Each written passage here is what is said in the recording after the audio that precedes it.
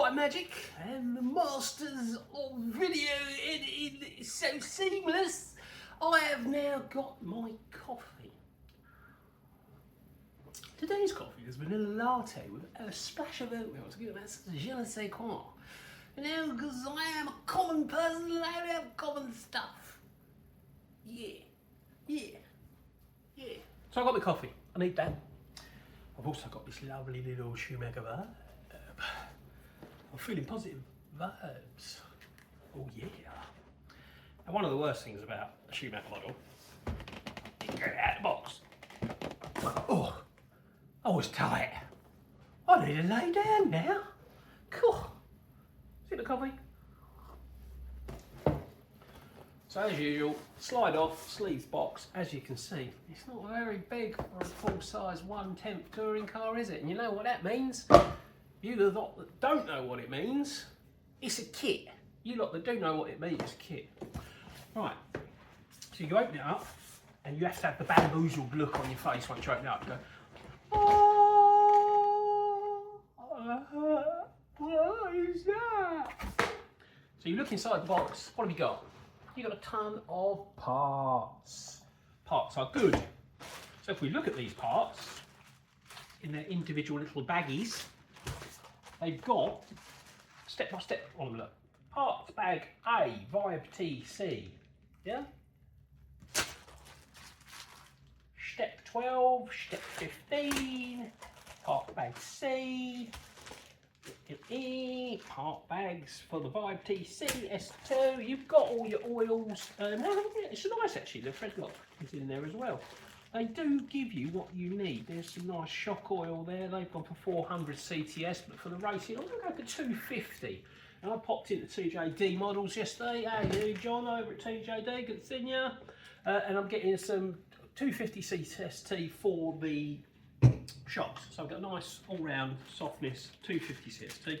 There's lots of different people out there that run different things. I know one of the guys, Darryl down the track, he runs a 150 on the rear. This has got a front spool, so I'm going to have that in the back diff. Sorry, that in the, getting ahead of myself there, that in the shocks. The diff, we're going to put 1000 CST in it, which to me seemed a little bit light, but I'm told by Schumacher that that is the one to go for. So we're going to give that a go. Right, so you look in the box still, you've got this. What this is, yeah, of course you do. Actually chassis. So they are using the GRP. Now to keep the cost down, they've gone away from the carbon fibre and they've gone to the GRP, which a lot of the lower end models have done. And that should give you a lot of price. There's some sort of brace bar there that's going across there. I'm sure I'm going to find that all out when I go through the instructions. Got some case pins, got your top brace, got some spacers, got some stickers. Why I can't just say stickers is beyond me. Sticker!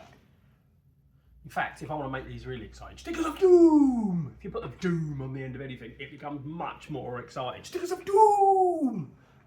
They're not actually stickers of doom. That is against the Trade Descriptions Act, but they are. Right, so what's in the bottom? A manual. This is the font of all knowledge when building an RC car. The Vibe manual. Do you need a manual for your Vibe? I'm not going there. Right, to be inspired, to win. So when we look in there, it tells us what we need. So it says tools that are required, right? So you're going to go down there, it's telling you you're going to need a 1.5mm hex driver, which I have. A 2mm hex driver, yep. 2.5, 3, yep. 5.5 nut driver, yep. 7mm nut driver, yep. A body reamer. Ooh, body reamer. That's one of them pointy things that puts holes through the body case. A lot of the time I tend to use a drill, believe it or not, with a wood bit. Get a nice smooth hole that way. Pliers, yep. Side cutters, yep. Soldering iron. Ooh, gotta do some soldering. Ooh. Solder. Oh yeah. You've got a soldering iron. Gonna need some solder, aren't you? And some curved scissors, that's for trimming out the case. Then you're gonna need the cross brace grease comes with it. Core RC medium strength thread lock comes with it. Some what? Oh yeah. Shock oil and additional. Right, so there you go. Tells you what you're going to need. So it says additional items you're going to need for the car as well here. So it says you've got to have a battery. Of course you have. You've got to have a motor and a pinion gear. Well, there's the motor. I have to get a pinion gear. Battery charger. Yeah, check. Radio equipment. Check. Steering servo. Check. Tyre glue. Check. Don't need to tyre glue it because I've got contacts. Body shell. There's one there. Polycarbonate paint. Well, there's polycarbonate paint and then there's polycarbonate paint, isn't there? So obviously one has a Porsche, one goes with a traditional colour that's classy, you know, and makes things run very smoothly. But yes, of course they do. So I've gone for neon carrot again. So we're going to have a neon carrot touring car, but not only neon carrot fire red. Let's do all that shit.